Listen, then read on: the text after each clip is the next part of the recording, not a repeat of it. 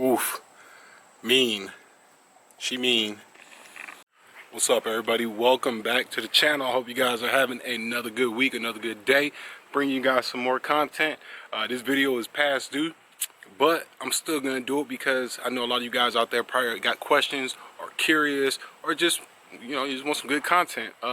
So once again, thank you guys for checking out the channel so much. By the way, we had a live stream last Friday, Saturday night evening. We had a live stream about an hour and a half. It was a good time. We had about almost 50 people on the live stream, which was a new record for the channel on the live stream. Usually we sit around 15 to 20. We had almost 50 people.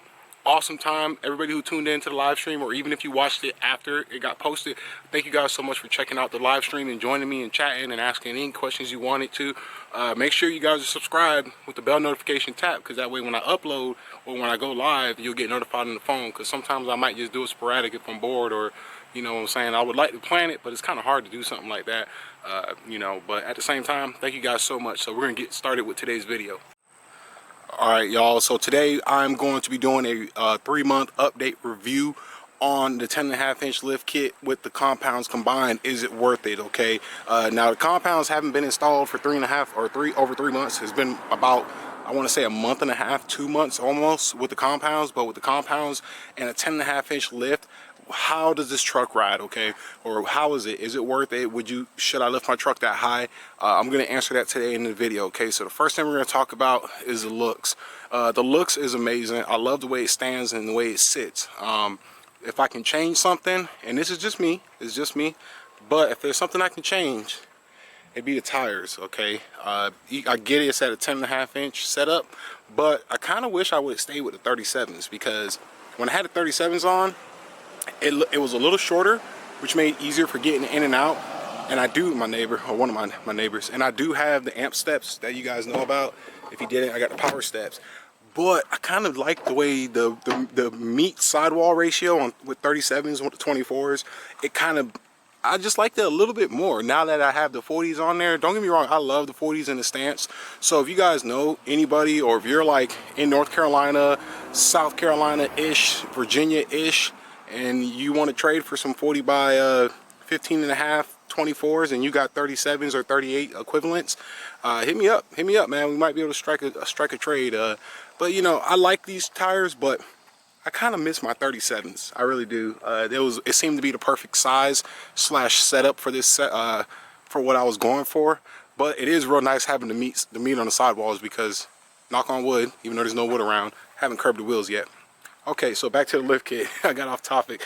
So with the lift kit, you guys, what we have here is a 8-inch coil with a 2.5-inch spacer on top. Okay, that's gonna roughly put it at about 10.5 inches. Okay, so I'm rocking that. The brand coil I do not know, because I bought it used and the guy didn't even know what shop or what brand it was. So when people ask me what lift kit I have, I'm gonna be real with you, it's pieced together. It is a straight up pieced together lift kit.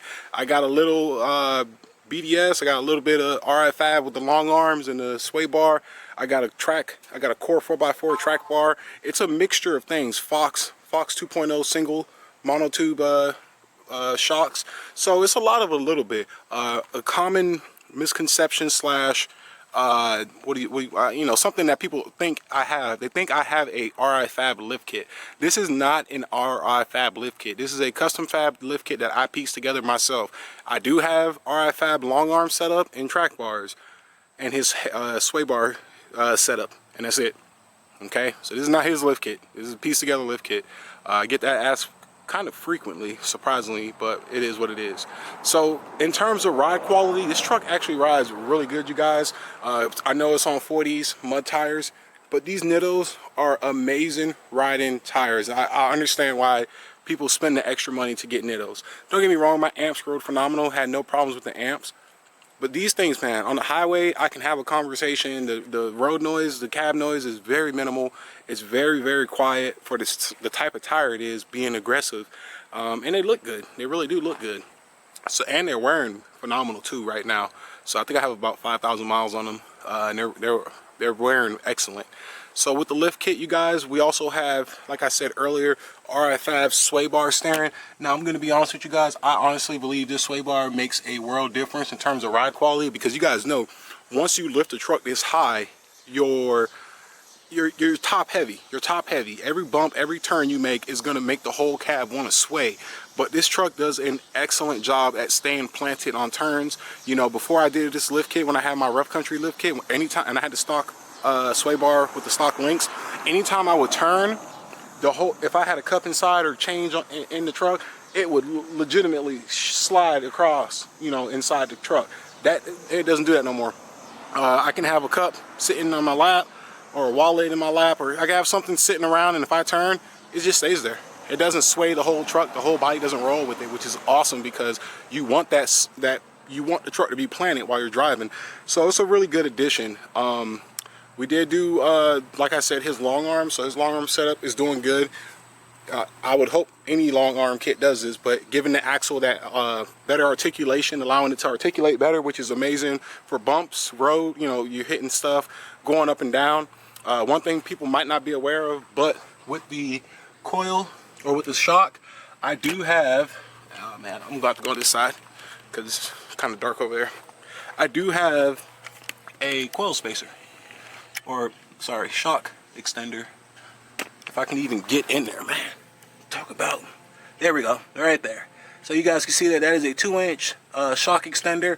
So these are 8-inch shocks from Fox. These shocks are designed for a 8-inch lift kit. So if I didn't have this 2.5-inch coil right here, I could just run the shock alone. And to be honest with you, I can actually run the shock right now without that spacer down there or extender down there, but I don't want to risk over traveling the shock. So it keeps the shock in its happy zone where it was designed to be at that 8-inch ride height. So I put the extenders on there. Phenomenal. Got them off of eBay. I think they were like 35 bucks, $25. Working excellent.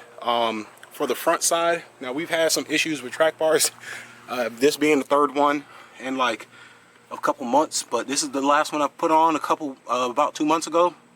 This is a Core 4x4 track bar. It is made chromoly plated right there. Super heavy. That sucker weighs a good bit of weight, but it's good. It's needed. It's really needed for a truck setup like this. It keeps this no death wobble. When I'm driving, you guys, it feels solid. It feels safe. Like, I feel safe going around a corner. You know, I'm not saying I'm going to take it around a corner 60 miles an hour, but I feel safe going a you know, higher than normal speed around a corner, because she sits so well and she handles it so good. Between the sway bar and that track bar, it is a muy bueno combination. Now I know you guys are probably looking at my steering sway or my steering dampener setup.